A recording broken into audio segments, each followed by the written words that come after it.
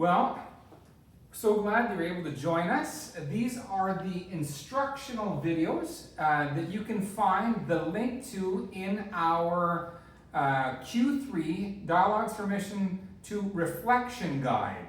And it's on page 2. You'll notice that there's a hyperlink, and you'll get to see all kinds of instructional videos from our spiritual care department and from some mission champions who are going to share important information about our weekly reflections.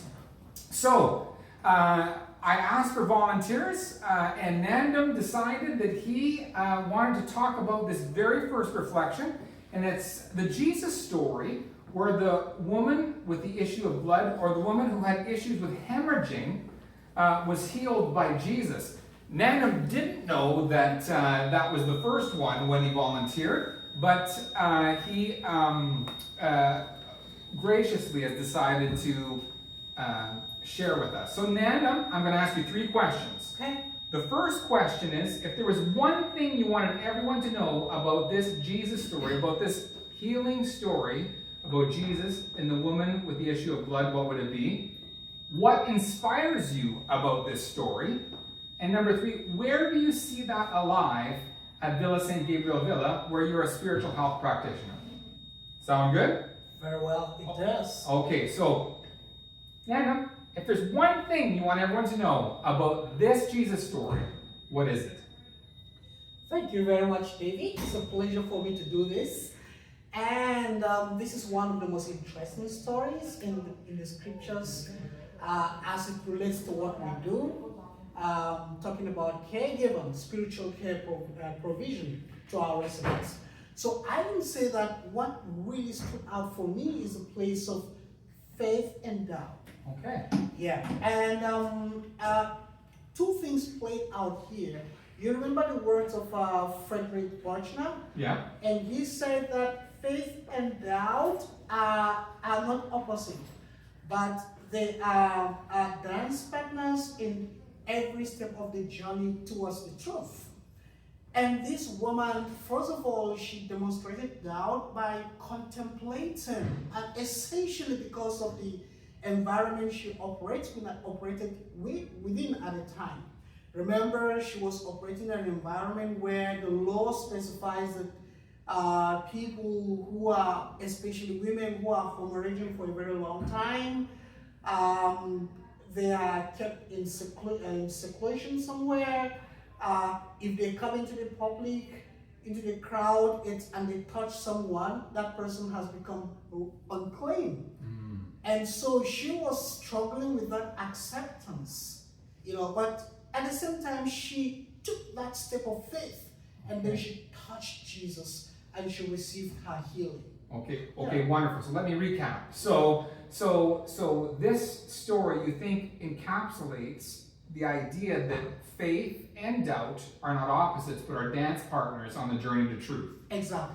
And that likely this woman, who had an issue with blood, was struggling with whether or not to touch the holy man, right? To touch Jesus, to get her healing, because in fact, if she touched Jesus, she may make him impure rather than become whole. Exactly. But her faith in the possibility of healing, getting close to Jesus, she touches the hem of his garment, right, and receives her healing. Exactly. And so that's where the faith and the doubt may have been a dance for her in her life. Exactly. Okay, very good, very good. And she touched Jesus, and Jesus reached out to her in compassion and love.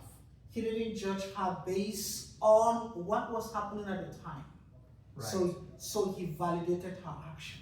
Okay, very good. Yeah. So Jesus doesn't rebuke her, No, right? No. But Jesus actually says that her faith has made her well. Exactly. Okay, what moves you about that story, Nandom? Like, in terms of yourself, what moves you about that story? Why did you choose it? Yeah, exactly. So why I chose this story was because I saw how Jesus demonstrated love, compassion in a non-judgmental environment. So remember, the law was that any woman that was bleeding for that much long of a time was considered impure. Okay. But Jesus he didn't judge her based on her situation. Rather, he reached out to her in love, in compassion. So for me, what inspires me in that story is that love and compassion that Jesus demonstrated in a non-judgmental environment. So what stands out here is that for us, our residents that comes to us, they have different stories. And most of them have their doubt that they are struggling with. It's left for us to validate, inspire, and give them that opportunity to flourish again. Okay. Yeah. All right. Third question, Nandom. Yeah. Where do you see this alive at Villa St. Gabriel Villa?